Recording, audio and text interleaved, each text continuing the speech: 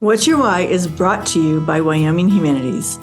Our mission in this podcast is to inspire, engage, and inform, bringing you relevant, timely topics about our shared human experience. In celebration of Native American Heritage Month, my special guest is Dr. Shane Doyle, scholar, writer, performing artist, and community advocate.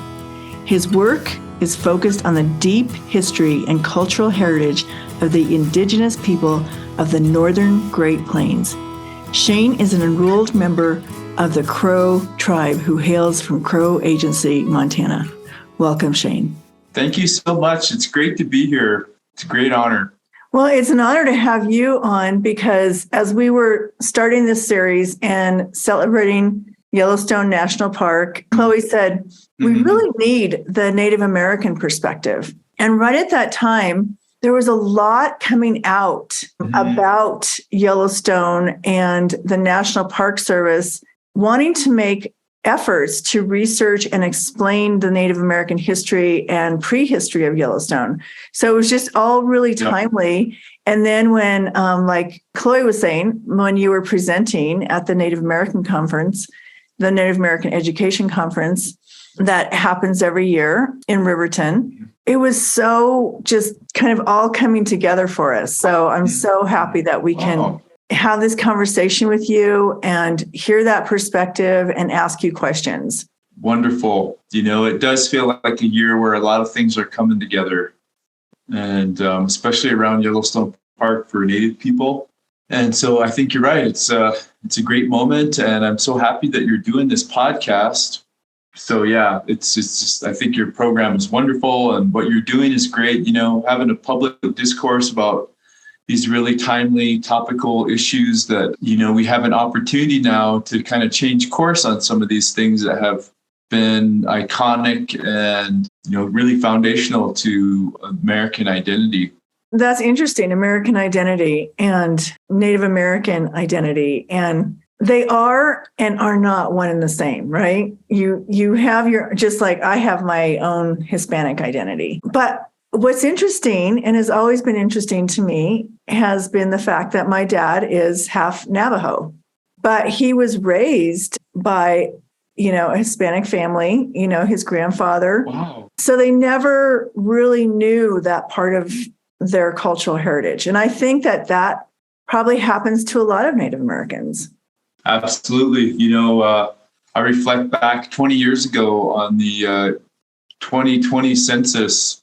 The year 2000 census. And there were 60 million Americans at that time who identified as being descendants of, you know, Native ancestors. And so at that time, the official enrollment in America was less than 2 million. I think it was maybe 1.5 million. But there were 60 million people who identified as being, you know, Native American, or at least from that ancestry. And so you have a lot of different layers and a lot of different ways to identify who is a Native American. And, you know, it's an ongoing topic to discuss, I think. And it has legal ramifications as well. You know, obviously you can't, you know, it's like impersonating a police officer, right? Like you can't claim to be Native American if you're not enrolled. And so that's kind of a disclaimer. A lot of folks will write Native American, if they're going to do a bio, then we assume that they're enrolled.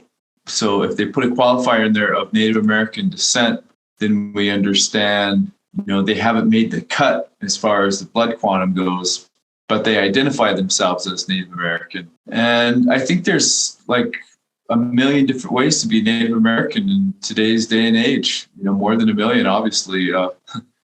There are many layers of tradition that people carry with them in their families and their communities. And then the communities are all different. You know, I think here on the Northern Plains, we're kind of similar to the Southwest. And also, I think the Northern, you know, Great Lakes tribes, a little similar to them in terms of we have a lot of intact communities that harbor still a great well of oral tradition. and history and culture. And so even though we've suffered through boarding schools and loss of land and change in economy and everything under the sun from colonization, we still have a lot left. And you don't really see that when you go, like I said, like to the East Coast, for example, or, head down like to the Southeast. They're very difficult to find Native communities that are, extensive and inclusive and have been there for a long time. And a lot of that, of course, is remnants of the 1830 Removal Act. And, we had our own Indian removal here in Montana and Wyoming, but it was nothing like that. Well, that, when we've asked my dad, especially as he's gotten older, why didn't you, teach us to relate to our Navajo heritage? Well, the truth was that his grandfather and his brother were adopted by a Hispanic family. So instead, they, grasped onto their Hispanic heritage, their Mexican American heritage. They didn't have that knowledge that they could pass on to him because they were adopted.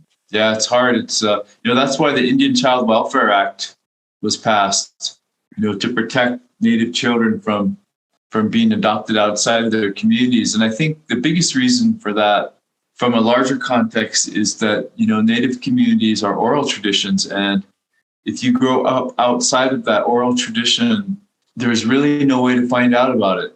And, that is so different from practically any other culture. You think of like the Hispanic tradition, there are, millions, thousands of Native kids who have some Hispanic ancestry, but they can find that and they can see that in mass media.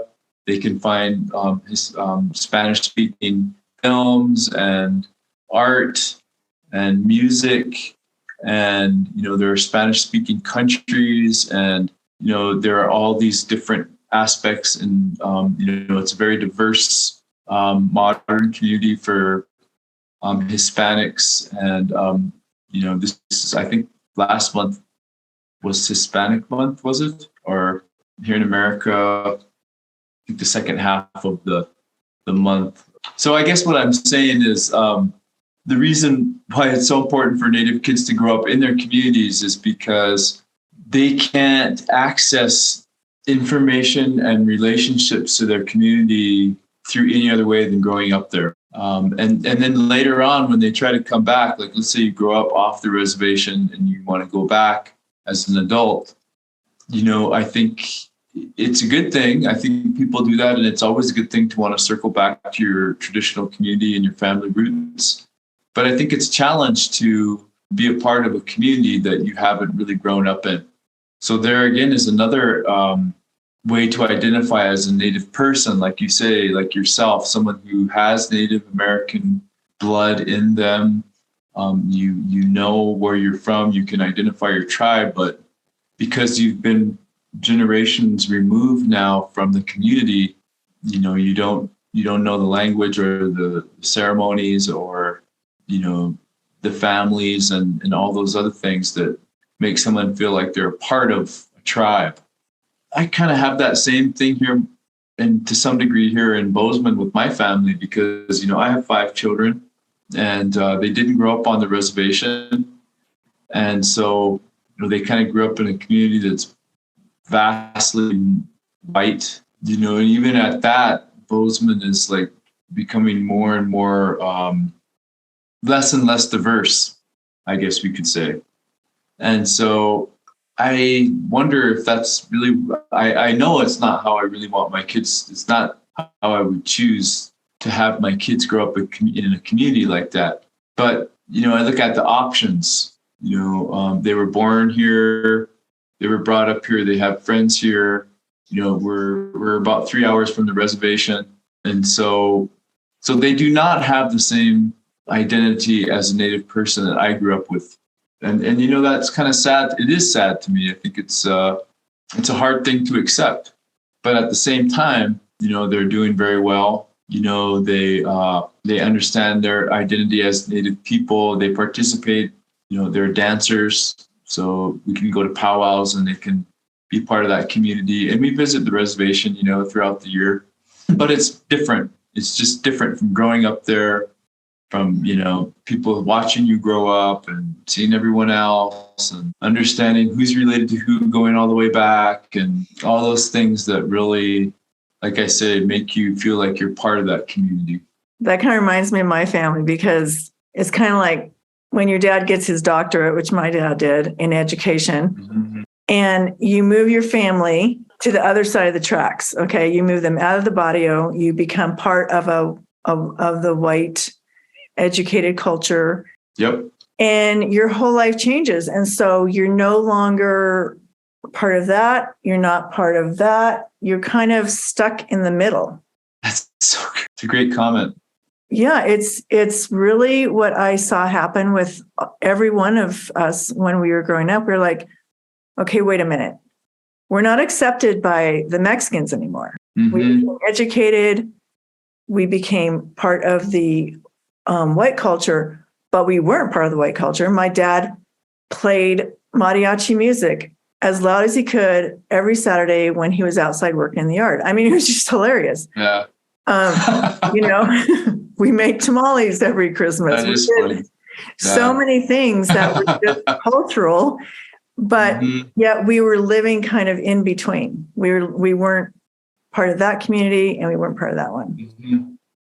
It's a strange reality. It's a colonial reality that we've all kind of inherited. It's a legacy of colonialism, and you would think, and I think I was brought up and raised with this American dream idea that things were getting better, that that middle part that we belong to is actually growing, and that people who weren't part of that had great sympathy for that, and appreciated as part of the melting pot. Like that was the term I grew up with, was melting mm-hmm. pot. Mm-hmm.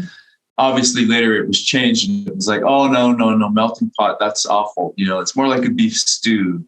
But it's still hard to get away from gentrification. And while you see some communities like the one I live in just like exponentially take off with wealth, and then the price of houses goes up, and then people who would might want to live here cannot now. And then you look at communities like the one I grew up in Crow Agency, which are going on the path at the same speed in the opposite direction. Like in Crow, where I grew up, we used to have like 2 and 3 grocery stores, a couple gas stations, and things were pretty decent as far as infrastructure goes. Now there's nothing. There's no grocery stores in the town that I grew up in. And there's a bigger population now than there was. There's been arsonists that have come through and burned a lot of buildings down, and none of them have been repaired or rebuilt. I could go on and on about how the infrastructure has lagged behind. And if it wasn't for a few leaders in the community, like my uncle, who have helped to get the water infrastructure upgraded and ready for the 21st century, it would be really, really beyond third world conditions there. And so those are your choices, right? And then, like you say, in a city, you have the wrong side of the tracks. Here's a great statistic for you that I got the other night here in Bozeman at what they call the symposium event. We had this statistician in from Boston, and he's kind of looks at tax rates and all these other different aspects of local economies, and then traces the history of the children who go up there and their income levels and all that. And he said on Main Street, Bozeman, the kids who grow up on the south side of Main Street, Bozeman, will make at least 50% more money in their lifetimes than the kids who grow up on the north side. It's a small street. It's just, it's not a very big street. It's Montana, for crying out loud. But we're talking about, completely different life paths that these kids are going on.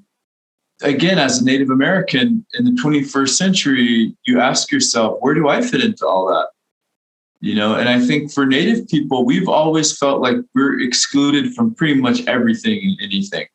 Like, anything that you see on TV or the movies or pick up in a magazine or whatever, that's not, we're an addition to that, like we're the add-on, but we're not like, when I was growing up as a kid on the reservation, I always felt like, behind a two-way mirror, I could see out and see everyone out there, but no one was really looking back. And, and when they did look at the reservations, they were kind of like seeing more of a reflection of what they thought was the reality than was the truth. So I think all those things are topics of discussion for today's Native people. And that's kind of the segue into the Yellowstone Park thing. That played a big role in what we want to do in Yellowstone this summer, with bringing all the tribes together, because that's our traditional homeland. There are many of us who share that place.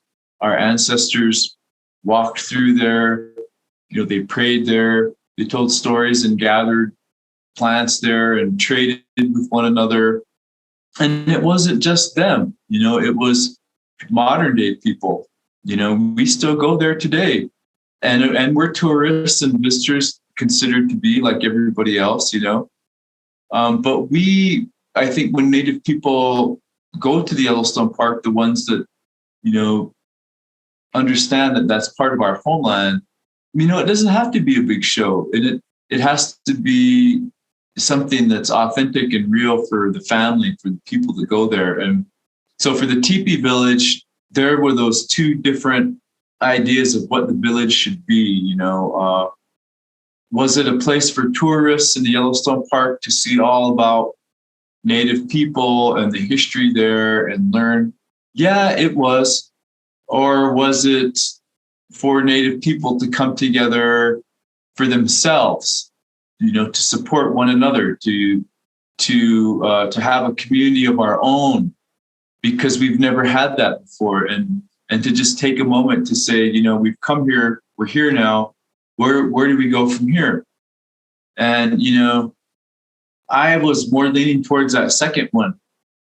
And this thing in the Yellowstone Park is for Native people who, like yourself, maybe understand their ancestry, but we've been so far removed for so many generations now that it's going to take an effort. It's going to take a concerted effort, and it's going to have, it's going to be an intentional thing. How do we reinsert ourselves back into the Yellowstone Park to identify with that so that we can then share that with the next generations? And, you see white people come in, they're going to enjoy it. They're going to take photographs and love it and have a good time and everything, but it's going to mean something different to them than it is for us. As an educator and as someone who works a lot of the public, I understood that we take a big risk when you set up a village like that, because, you get a lot of ignorant people that come through. Some of them are racist. Some of them may not think of themselves as racist, but they're so ignorant that they have picked up racist tendencies that they don't recognize or understand. And you're opening yourself up for all that.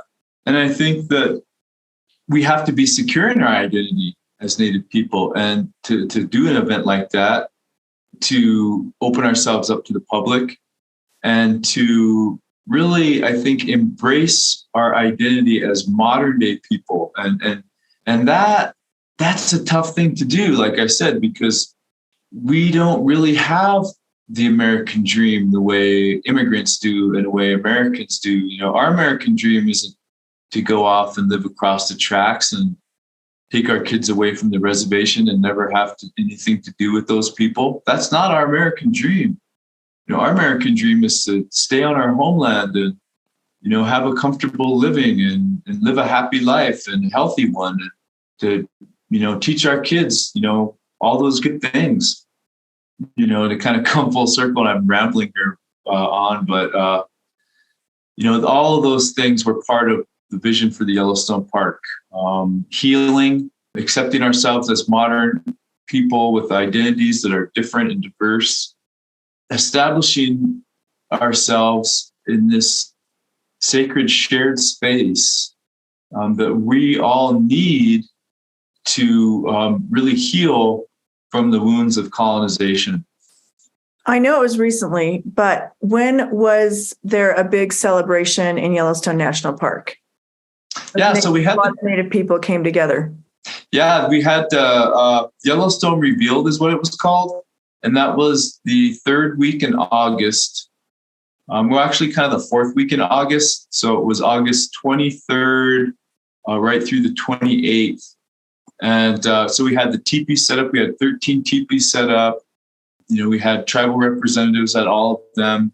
And we had performance art projects that we did that week. And we did tours. We took people on tours of the park, daily tours with Native elders who shared stories and stuff. And so it was just that 1 week. And then, we wrapped things up and started thinking about next year. So who instigated that? Whose idea was that? How did that even happen? It's a great question. I was kind of the guy who was credited with it, because I was teaching a class in the Yellowstone Park about the Crow tribe. And I always wanted to see a teepee village there in the park. And so that was always in my mind. And then, I have done work with Mountain Time Arts based here in Bozeman, and they're a performance art, oriented group. And so we do performance art projects in August every year. And all of our performance art projects are Native themed, and they're outdoors, and they're usually focused on a body of water, like a river or a lake or a stream, creek. And so those were the two, big pieces, was my knowledge of the park and connection there, and then my connection to Mountain Time Arts. And then the idea came about when a Smithsonian article interviewed me, this author of the Smithsonian article on the 150th anniversary of Yellowstone. And in the article, I mentioned, the teepee village, and it gained traction. A lot of people liked the idea. And there was a guy here in Bozeman named J.B. Askew, and he still lives here, and he's still, of course, a big part of our team, but he has Choctaw descent. And he said, I would love to see a teepee village in the park. And he started reaching out to the park superintendent and having a conversation with him. And the superintendent was supportive of it. So JB said, I'm willing to help, finance some type of a discussion on this. And so he paid for a retreat. And Mountain Time Arts, we brought in Native people from all throughout the state, people who we knew, usually mostly from the university, and just through contacts around Indian country. And we had a 3-day retreat, and we talked about this back in the summer of 2021. And then after that, it was just a matter of getting the details down and raising all the money. That was an incredible feat, really, and really celebrated. And I was so happy to see it. I wish I'm sad I missed it, actually. So there's just so many questions I have to ask you. So you took your kids off the reservation, right? Yep. And I think that's interesting because, like you said, they lose that part of their identity and their community by doing that. Yes, you are giving them something that they might not otherwise have or experience by doing that. And so it is such a huge decision. But going forward, do you feel like, because you've had this opportunity to be educated and to learn and to work for your people in a new way, mm-hmm. feel like you're giving voice to the Native American people? Do you think that's making a difference? Absolutely. We all of us in America have an opportunity to advocate and support Native communities. And no matter what you do or where you're at, there's little things that you can do. Another thing too, I wanted to, I've thought about a lot is that, the reservation is an imaginary boundary that was established, by the United States. And they don't include our homelands like the Yellowstone Park. And so even though I am living here in Bozeman and my kids have grown up here, and part of the reason, well, the biggest reason why my kids are living here and growing up here is because they were born here, because I was going to college at the time, grad school. And then we just stayed. I think that it's still my homeland. And even though it's not in the reservation, it's still part of, all these rivers here that I live by. I live by the Gallatin River here. And, the Crow Indians call that Chokecherry River. And, my kids know that, and they know the names of the mountains here and all the different landforms. It feels like home to me, even though it's not the reservation. But the biggest thing, I think, like you said, is the community. And we do have a Native community here in Bozeman at the university, but it's always transient. It's always people in family housings. They stay till they get their degree, and then they have to go find a job somewhere. And that's another part of modern life, is where are you going to find a job? If you want to live on the reservation, you want to raise your children there, where are you going to work? The income is so, the opportunities there are so minimal that you would have to have a very specialized area, right? You'd have to be either a teacher or, healthcare provider, the basic services, which is nothing wrong with that. But if you don't want to do that though, what if you want to do something different? And so it's one of those questions that's never really answered, I think. I heard someone else say that recently about, where they were living, and they were like, well, it's, it's an ongoing decision. And it is, honestly, for me. It's like, I had an aunt and uncle who, after my uncle got his degree, they moved to Washington, D.C., and he worked for the Bureau of Indian Affairs for years and years, 25 years. And when they moved back, finally, when they finished and he retired, he wanted to move back to the reservation. And that was their dream. And when they came back, they were so happy, to be back home again. And so, I'm wondering if I'm going to be like that. I don't know. I'm just going to kind of go with how I feel, at the moment. So I'm not ruling anything out.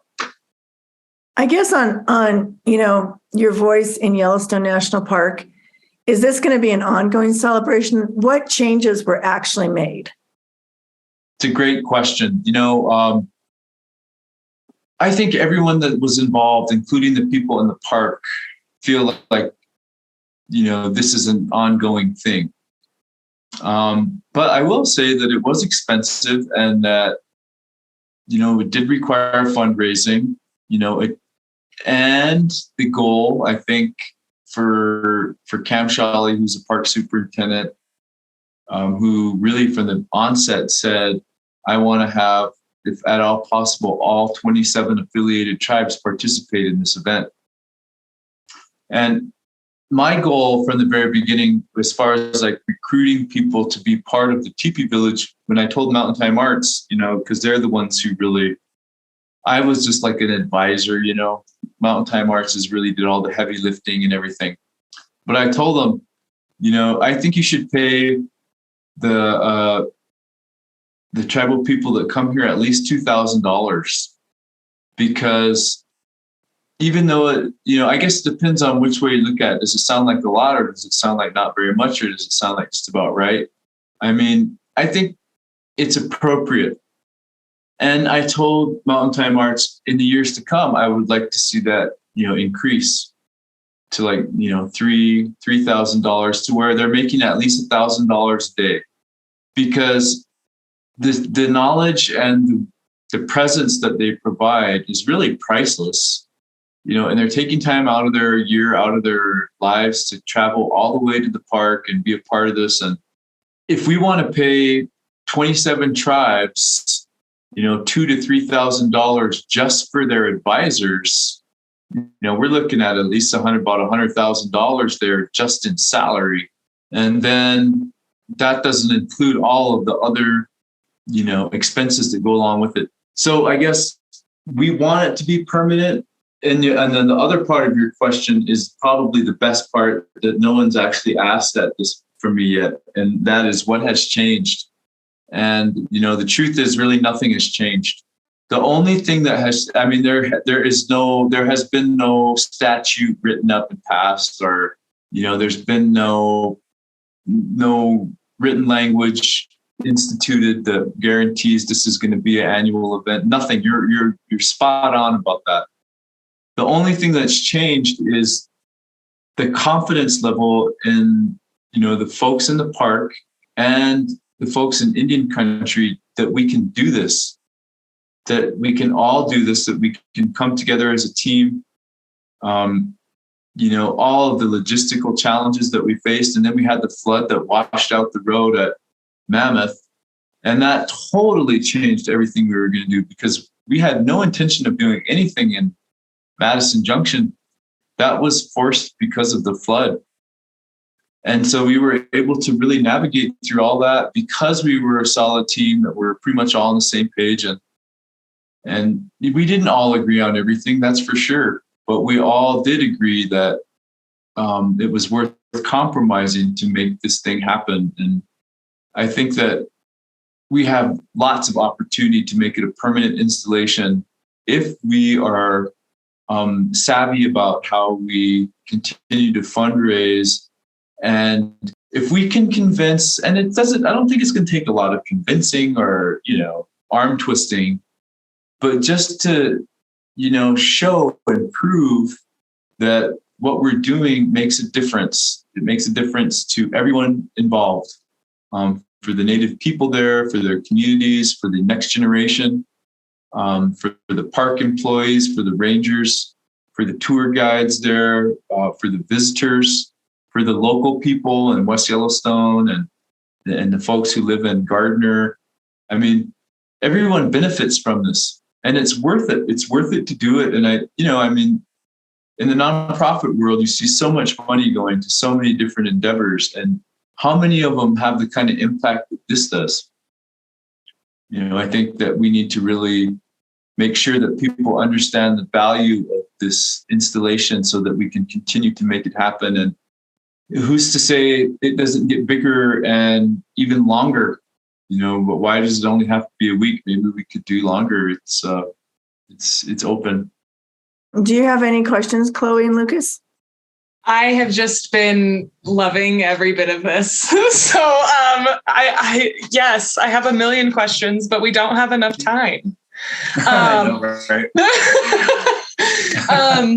I think my biggest question about Yellowstone specifically and Native populations inhabiting the space, what was the transition like, or how did it happen when Yellowstone became a national park? I know it wasn't rainbows and butterflies like we like to think it was. Yeah. So what was that experience like for Native populations in that area? It's a great question, because there's a lot of misunderstandings about what happened with the park. The truth is that there were two big gold rushes that impacted Native communities here that changed everything for them. And both of those gold rushes happened before the park was established. So by the time the park was established, really the colonial damage had been done. It wasn't like people were free and wandering all around the Yellowstone Park, and then, all of a sudden they were like, get out of here, like we're cleaning this place full of savages. And there was some of that, because I think, the sheep eater Shoshone people lived there right up through the 1880s, I think, honestly. But you have the 1850 treaty, and that treaty there was because of the California gold rush, and that established the park as Indian country, because there were still no interests there for the government to negotiate for. But then the second gold rush to Virginia City would open the Bozeman Trail. That one there forced the second treaty when Red Cloud closed the trail, forced the treaty, And that treaty in 1868 put Yellowstone Park outside the boundary of Indian country. So in 1868, the treaty negotiations shrank the Crow Indian Reservation.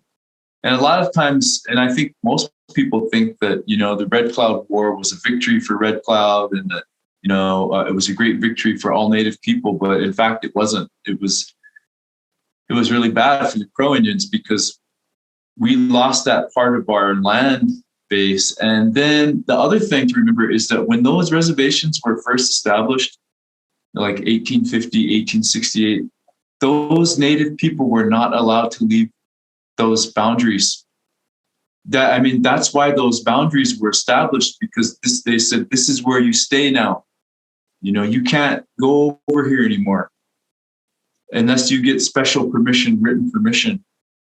And so, by the time the park was established, all the Native people had already been stuck behind reservation lines.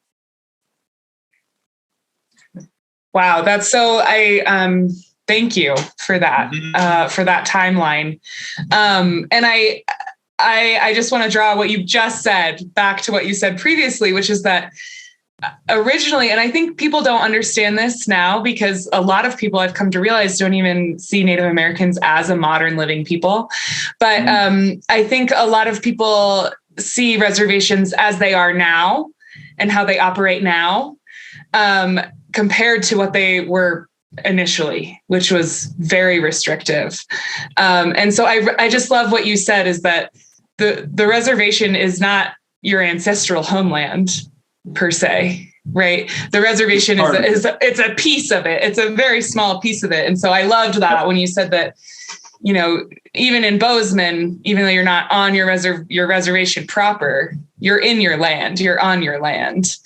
And that wasn't the case for those, those initial reservation boundaries. And I think that's interesting to note. I think a lot of people don't realize that. Yeah. You hear people use that phrase, I'm going off the reservation, and I've always wondered, like, what are they saying that for? Are they saying that because they're about to go rogue? Because if going off the reservation and being a rogue are the same thing, I'm not so sure that that's a compliment. Maybe it is. But yeah, and the other thing about Plains Indians is that we moved around. That was part of our lifestyle. We had winter camps and we had places where we moved around during the summer. And so we were constantly crossing over onto each other's homelands. And that's a lot different from, like, say, the Pueblos or, the folks on the northwest coast or even on the East Coast, where they have their long houses and they have their little areas where they hunt, and they don't like it when people, cross in. And that was not the case here in Montana and Wyoming. First of all, there was millions of bison. Like, it's not like there was a shortage on bison or anything. So, no one was really worried about that. The only thing that they were concerned about was the winter campsites. And it just so happens, that Yellowstone is not a very good place to spend the winter. And it's still not today. I would highly discourage that. One thing I'm so fascinated with is the whole teepee and the ability, because we've put up our own teepee, and it's not easy. Okay. No. I think about how quickly they could break down a teepee and move it and put it up, like, bam. And I'm like, I wish I could do that. Because it took, me and my sister and my husband, and we all had our poles, and we had to know where the poles were, and, how's it going to wrap? And we had this whole plan. We had a day to put up our teepee. And that was the easy part.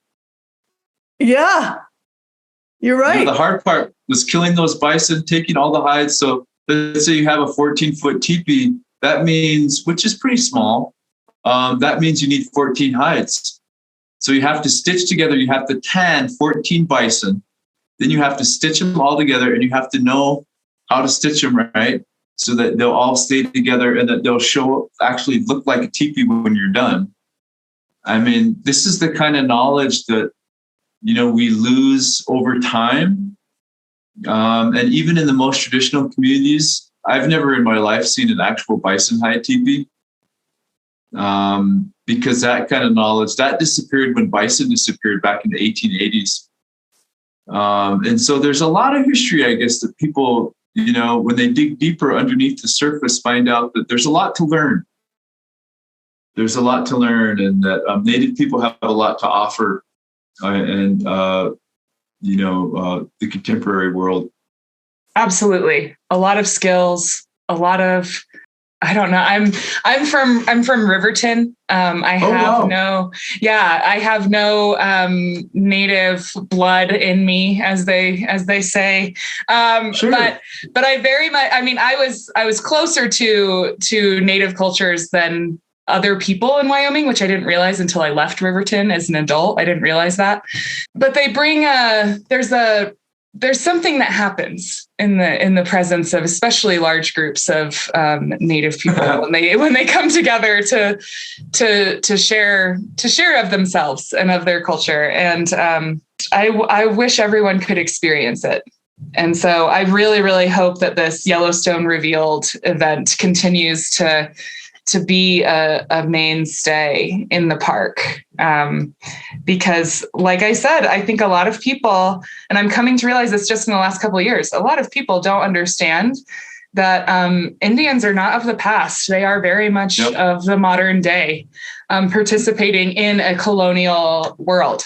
And very successfully. And in a lot of ways. And so I'm just really appreciative of the work that you're doing and of all the information you've shared with us today. Thank you. Thank you. Yeah, I mean, we just scratched the surface, but it was really good to speak with both of you. And, like I said, I really love your program and all the good things that you're doing. And, we need more open public discussions about these kinds of topics because, they always are time well spent.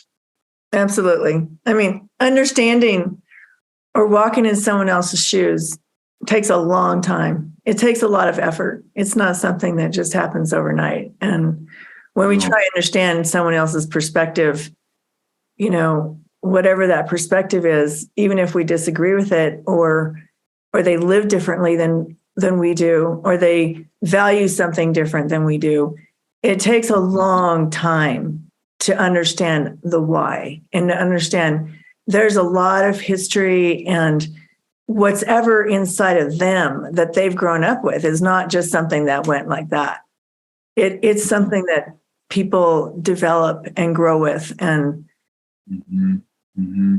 so, absolutely. Yeah, it'll take lots of conversations, but I am so happy and thank you so much for having this conversation with us today. Oh, it was a great pleasure. I really enjoyed it. I thank you again. I was looking forward to this.